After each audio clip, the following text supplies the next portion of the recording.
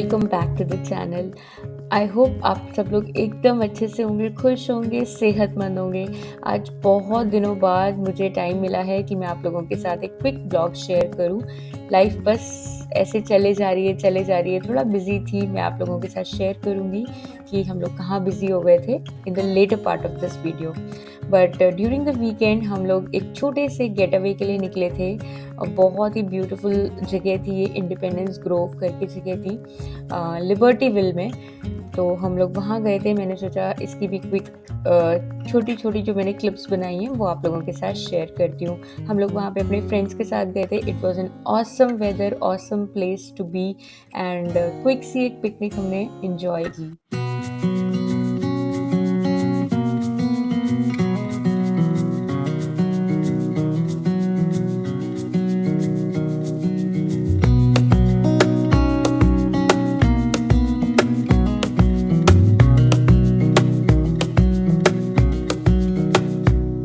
हम लोग यहाँ पे लॉन्ग वीकेंड के पहले वीकेंड पर गए थे और हमने बहुत ज़्यादा एंजॉय किया।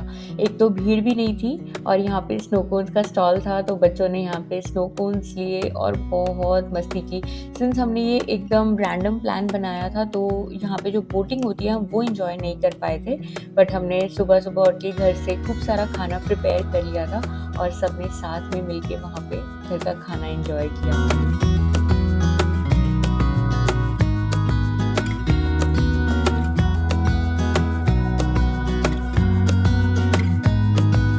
और इस लिटिल चैम्प ने भी वहाँ पे बहुत इन्जॉय किया। ये इसकी फर्स्ट आउटिंग थी। अगर आप लोग कोई पिकनिक स्पॉट देख रहे हैं, कहीं क्विक वीकेंड गेट अवे देख रहे हैं, तो I would highly recommend this place. It's in liberty will, independence Grove करके जगह है। बहुत ही प्यारी जगह है। आप फोटोग्राफी भी कर सकते हो यहाँ पे। तो बस कुछ थोड़ी देर पिकनिक एंजॉय करने के बाद now it's time to say goodbye to this place. We are going back home and या बहुत ही ब्यूटीफुल नज़ारे थे। It was just in the middle of the nature. Hello दोस्तों, आज पता नहीं कितने दिनों बाद मैं ऐसे ना कैमरा उठा के व्लॉग बना रही हूँ, आप लोगों से बात कर रही हूँ। इट्स मोर देन 10-12 डेज मैंने ना अपना कैमरा हाथ लगाया है, ना लैपटॉप ओपन किया है। इतनी सारी चीज़ें यार चल रही थी, इतनी सारी चीज़ें कि बस पूछो भी मत।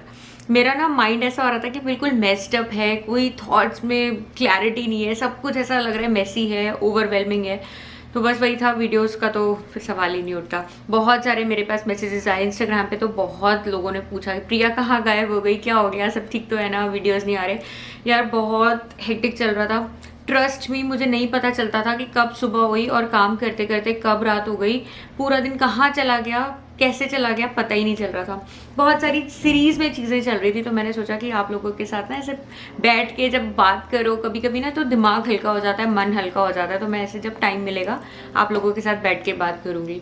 तो हुआ क्या कि अराउंड 10 डेज पहले मुझे ना ब्रेस्ट में, जब मैं ब्रेस्ट फीड करती थी तो मुझे ब्रेस्ट में पेन होता था। मुझे लगा था शायद मुझे क्रैक निपल्स की प्रॉब्लम रहती है, गोविंद के टाइम पे भी बहुत थी। तो मैं जो निपल क्रीम होती थी वो अप्लाई कर करके बस फीड करती थी, जबकि पेन था बट मैं ट्राई करती थी कि मैं फीड करती रहूँ। एक दिन क्या हुआ कि मैंने इसको आफ्टरनून में फीड किया केशव को, एंड मैं इसको ऐसा बर्प करा रही थी। जैसे बच्चे स्पिट अप करते हैं ना, बर्प के बाद कभी कभी थोड़ा बहुत दूध निकाल देते हैं, तो उसने मेरे ऐसे शोल्डर पे स्पिट अप उसका हुआ। उसमें ना मैंने देखा छोटे छोटे ना ब्लड के क्लॉट्स, बिल्कुल टाइनी ब्लड के क्लॉट्स।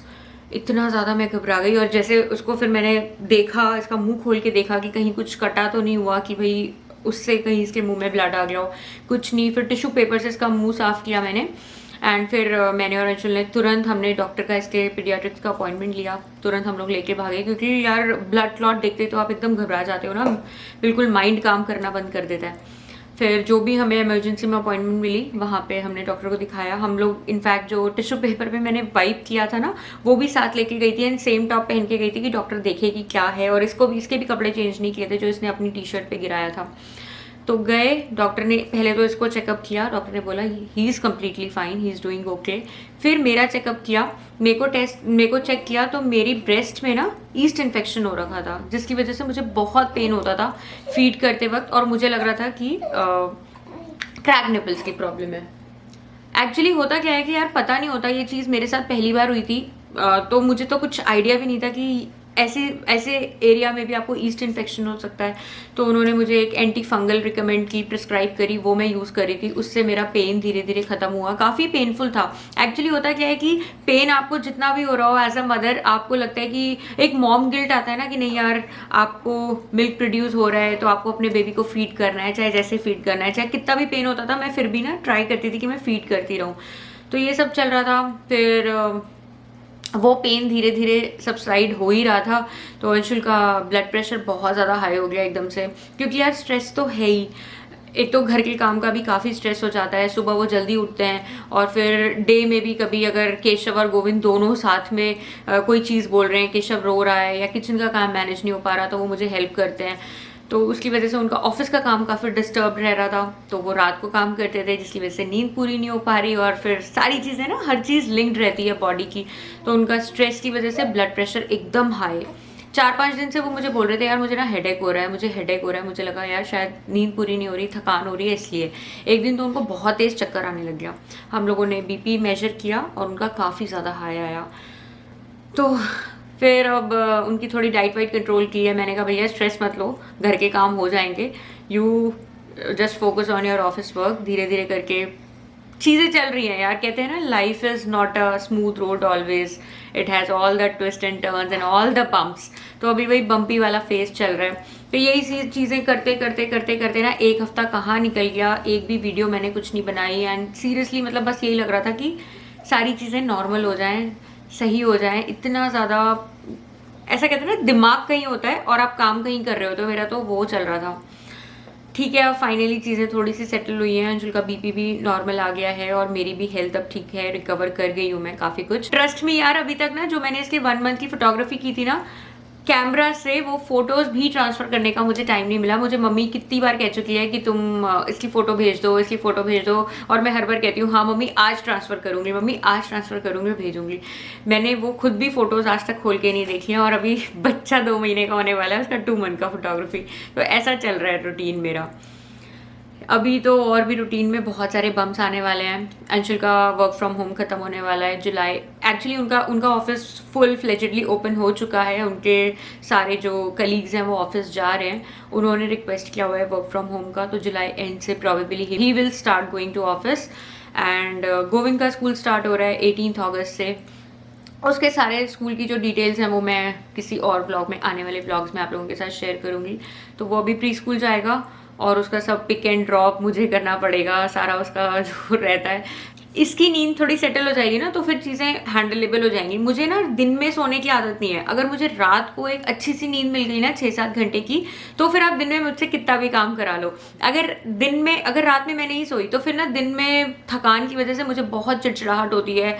ट्रस्ट मी, गोविंद ना मेरे पास बुक्स लाता है दिन में से कम 5 बार मेरे पास लाएगा, मम्मा मुझे बुक रीड करा दो, मम्मा मुझे ये पढ़ा दो। क्योंकि उसको आदत है, हम लोग इतना टाइम स्पेंड करते थे साथ में, कभी बुक्स रीड करते थे, कभी कोई आर्ट प्रोजेक्ट करते थे, कभी कुछ करते थे। अब ऐसा हो गया है कि काम मैनेज करना इतना मुश्किल हो गया है, तो उस पर मेरा ध्यान टू बी ऑनेस्ट बिल्कुल मतलब बहुत कम मैं दे पा रही थी। तो उस वजह से भी मुझे थोड़ा सा मॉम गिल्ट हो रहा था कि यार उस बच्चे की क्या गलती, और इतना छोटा है वो, उसको भी इंपॉर्टेंस देना बहुत ज़रूरी है, उसके साथ भी टाइम स्पेंड करना, क्योंकि ये टाइम किसी भी दोनों बच्चों में से किसी के साथ भी वापस नहीं आने वाला। तो मैंने अब सोचा है कि चाहे कुछ भी हो जाए, दिन का 30 minutes I have to give it to Govind. Morning में हम लोग थोड़ा ब्रेकफास्ट जल्दी करके मैं बैठ जाती हूँ, मैं सब काम छोड़ देती हूँ कि यार होता रहेगा काम, बाद में कर लेंगे। बट गोविंद को आधा घंटा मैं डेडिकेटेडली देती हूँ, उसकी बुक्स रीड कराना, उसका जो भी एक्टिविटी उसका करने का होता है, जो भी उसको करना होता है ना, मैं आधा घंटा कोशिश करती हूँ कि डेडिकेटेडली उसके साथ क्वालिटी टाइम स्पेंड करूँ। और रूटीन हम लोगों का ऐसा चल रहा है, एक बच्चे का कुछ करने का टाइम होता है तो एक बच्चे का कुछ। अभी मैं गोविंद को सुलाने गई थी, मुझे लगा चलो केशव भी साथ में सो जाएगा तो मुझे भी थोड़ा सा आराम मिल जाएगा, मैं भी थोड़ी देर सो लूंगी।